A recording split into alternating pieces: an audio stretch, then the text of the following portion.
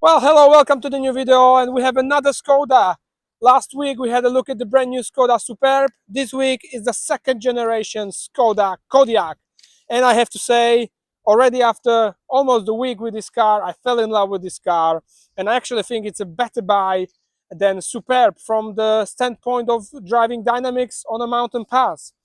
So let's have a closer look at this new Kodiaq. So in this new generation, we have dual lights. So we have the main headlight unit here, and I think it's the fog one here. They are of course LED matrix.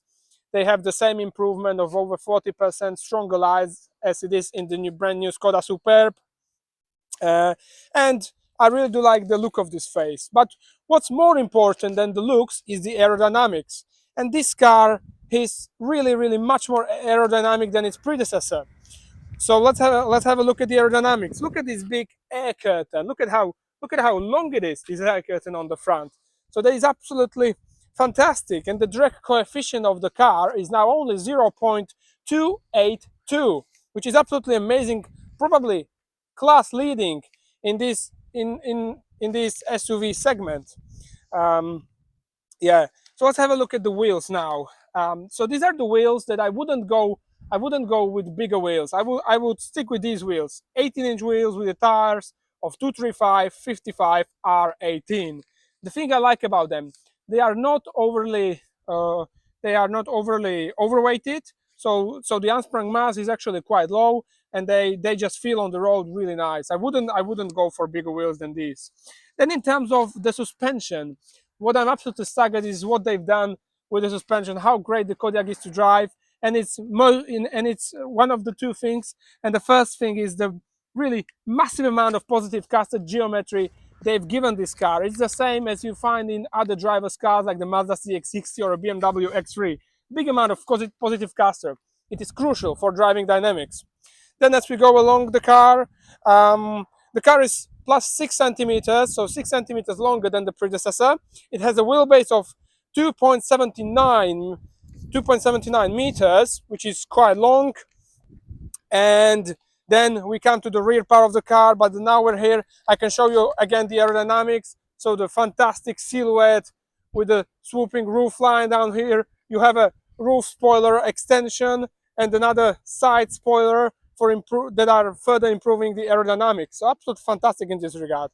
Then in terms of design, you have this chrome looking C-pillar, but it's not chrome, but it's just chrome color. And then let's have a talk about the geometry, because it is the second element of why this car is so fantastic to drive, and it is the geometry of the wheels. So we are running negative camber at both axles, but visibly more negative camber at the rear, and also a slight toe-in, so the car is nicer to rotate mid-corner, because the conception, of course, is the only thing maybe that is not so driver's-like in this car, and it's because the driver is sitting closer to the front wheels than in a real driver's focused car like the Mazda CX-60 and BMW X3 again. And then there is the rear part of the car from the rear quarter, and the design again is much more striking than before, and I actually have to say I love it. So you have the signature, which goes like this in terms of lights, and I think it just looks beautiful, right? Let's open the boot, which is absolutely massive, 910 liters in this 5-seater configuration as a standard capacity. And if we fold down the rear bench, the seats, 2,105 liters. This is crazy amount of space that you get. It's a massive boot. I can't even imagine what sort of family do you need to pack inside this car. And it's also a practical boot. So we have a 12-volt socket there. You have a tow bar here. You have all of these hooks and side places, strong lights. You have LED lights here, LED lights here, additional hooks here. Also the underfloor storage. Look at that. There is also a spare tire and the kit. Just it's a simply clever. It's a Skoda. It's as it was always, and it's just improving it further, which is fantastic. On that side is also the fuel tank, which is the change I wanted to tell you, or the difference in between the Kodiaq and the Superb. The Superb has 66-liter fuel tank. The Kodiaq has 58-liter fuel tank, so slightly smaller. And this is also a four-wheel drive version of the car. And well, now let's have a look in the rear. So, and this is again absolutely fantastic. Look at the amount of space I have in the rear. And even though the seat is in its lowest position, there is massive amount of room for the feet.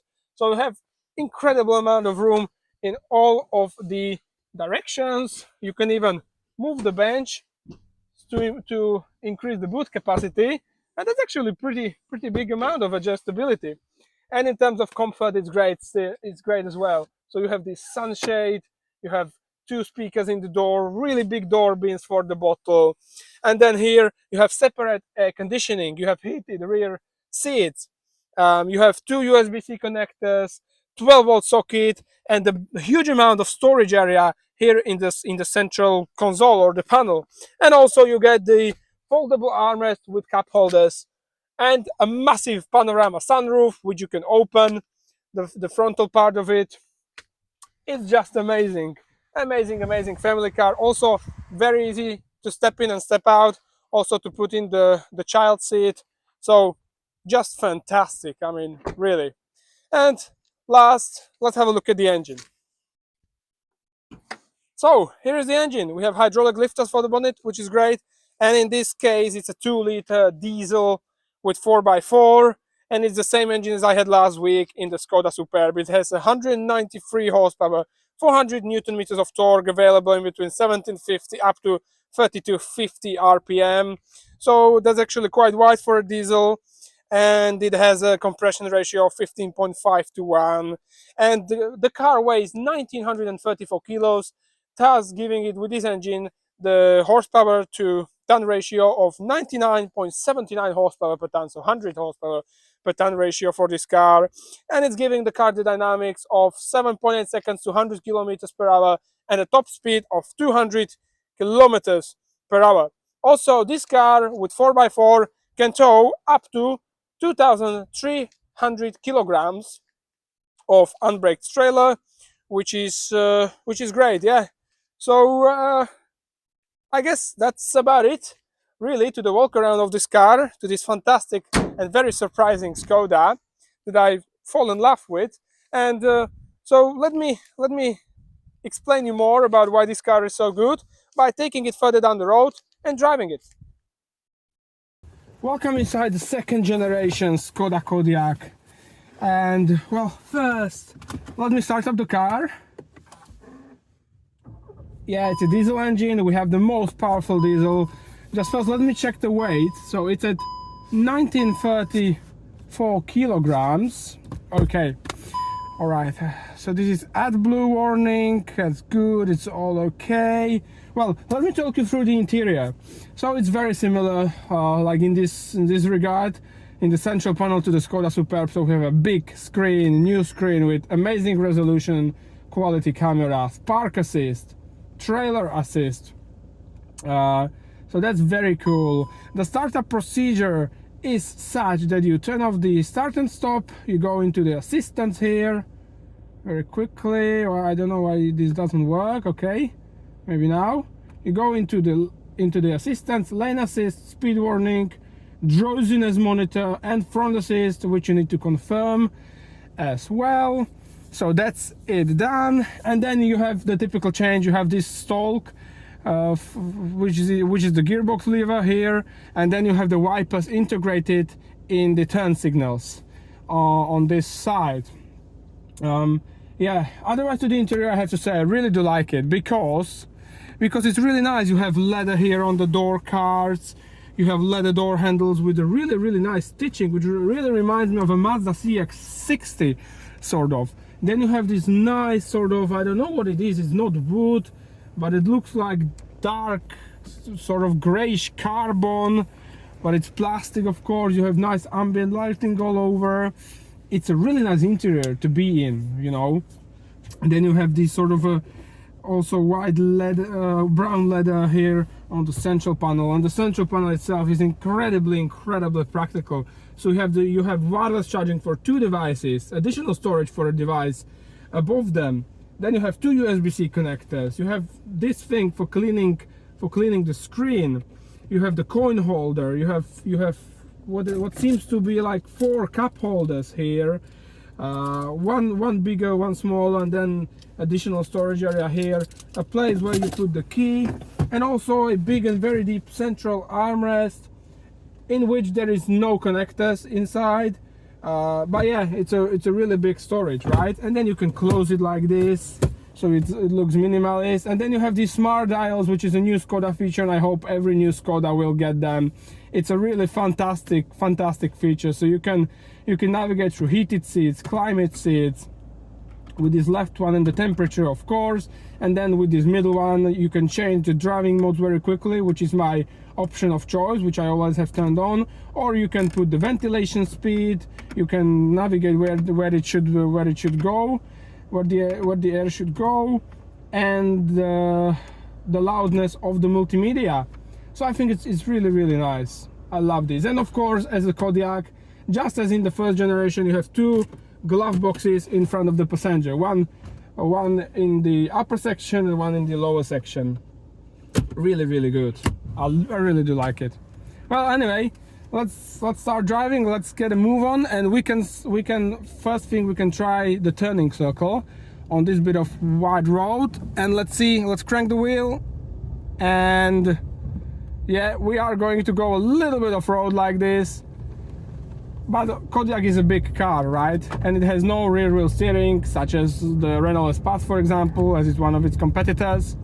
Yeah, but let me tell you firstly, this Kodiaq, I am absolutely staggered by what they've done, and in a good way, because the last generation Kodiaq was not a really good car. It was not particularly aerodynamic. It was really a gas hog or a diesel hog, and it wasn't even good in the corners. But this, I have to say, I'm very surprised, because the way they set up the chassis, it makes it actually a driver's SUV, and it makes it really good in the corners, such as for example a Mazda CX-60. So it's really nice in the corners, and compared with this DCC Plus, here are the corners. Let's go. So we are doing 90 into it. Wow, this is really nice, because it is leaning onto the outer rear wheels in a really big way. In a really big way, just like the Mazda CX-60. So it does this in the corner, you know, and it's just beautiful. And they've done this with a very good setup of the suspension kinematics, where they've given it a really big amount of positive caster at the front, which is what creates this sort of behavior. And then also, additionally, for having a really good grip, high grip in the corners, they've given the rear a big amount and really visible amount of negative camber. It's a really big amount of negative camber. So yeah, really good. And also I think the front wheels, they also run a decent amount of negative camber. The car is much less understeery than the Skoda Superb I tested last week. So this car actually, in the corners, on a mountain pass, feels nicer to drive than the lower Skoda Superb with the lower center of gravity.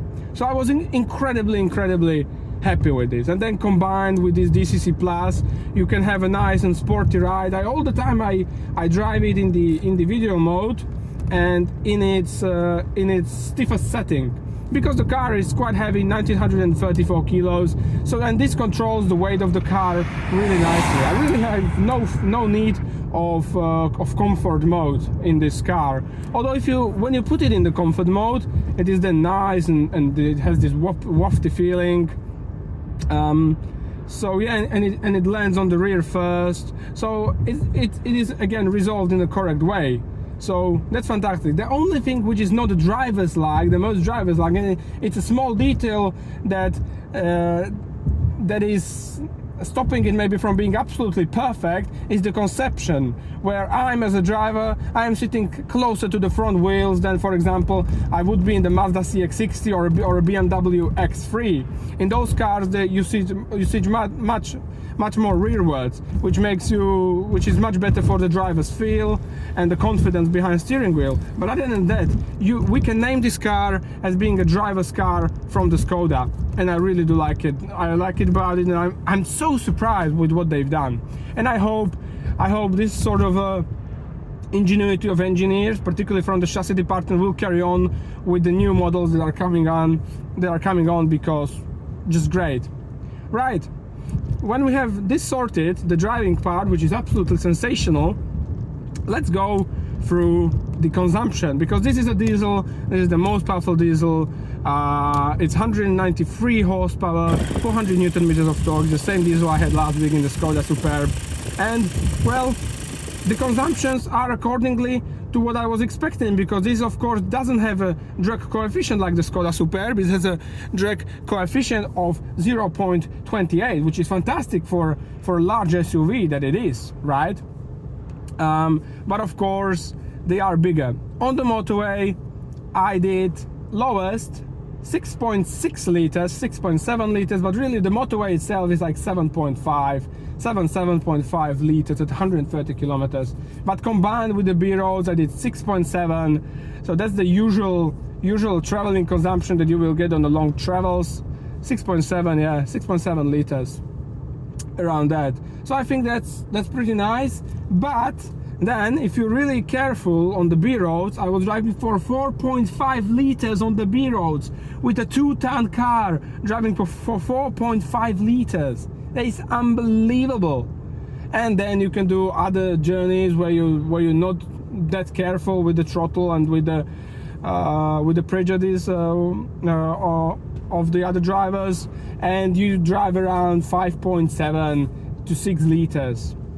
So, and I think these are fantastic consumptions for what this car is. You know, it's a really spacious car. It's massive boot, massive space in the rear, all comfort features that you want. It's fantastically comfortable. You have full leather, nice seats. It's just a beautiful car to drive, and with these consumptions, that's really great.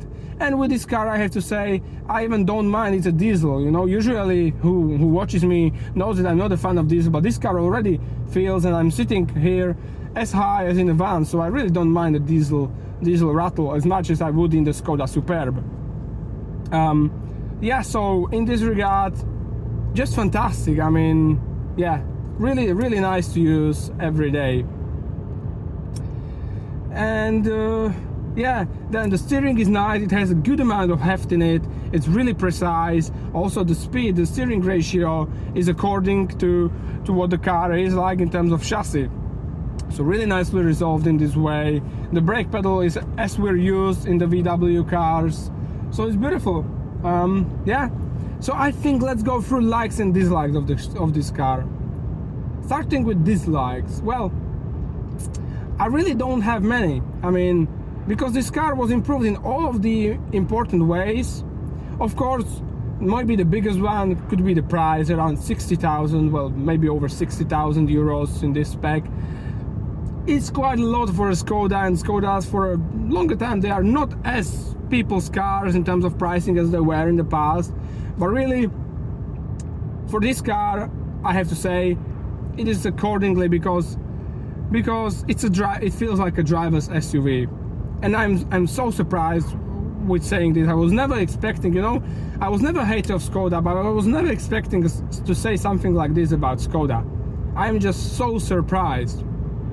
And you know what, it gave me this idea, you know, if many people probably are considering whether to buy Superb or to buy this.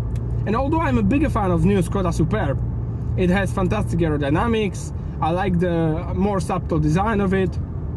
I more like the interior, but this car actually makes me feel, and it's really strange because I'm not a big fan of SUVs, but it's actually nicer to drive on a mountain pass than a Skoda Superb, and that makes me want to buy this car, because in Skoda Superb the understeer comes on really sort of early, and in this car, thanks to the great amount of positive caster geometry, thanks to really great, very well resolved geometry of the wheels, which in the Skoda Superb needs more negative camber at the front. Here is resolved very correctly. It's just a beautiful car to drive, right? And then, well, there are other likes. The design, more elegant than before, much nicer to look at, much more aerodynamic also than before. The previous car had a drag coefficient of, I think, 0.33 or something. This is only 0.28, so it is maybe class leading aerodynamics in its class. So that allows you to have a really good fuel consumption. The difference, well, it's only noticeable on the motorway. Other than that, you drive for a similar consumptions to the Skoda Superb. Yeah, so that's fantastic, and the chassis is great. There is no floatiness like there was in the previous generation. It's all very nicely controlled, even in the most comfy setting of the damping. And yeah, it's just a lovely car to drive. And the fact that I'm so surprised how nice it is to drive just makes me want to advise to you that if you're considering this car, even along its other competitors from other brands, you should definitely test it out, give it some beans. It's a really nice car to drive, really nice. I really like it. So yeah, a proper car, this new Skoda Kodiaq. And I'm so surprised. Look, here are the corners, leaning onto the outer wheel. This is just the right behavior that it should do. Well, I guess that would be about it to the new Skoda Kodiaq. Well, if you liked the video and found it useful, well, keep watching, keep subscribing, because more videos are coming on very soon, and I hope to see you in the very next video. In the meantime, take care of you, and goodbye. Oh, this is just so beautiful to finally feel that it does it in the right way. It does the cornering in the correct manner. Fantastic.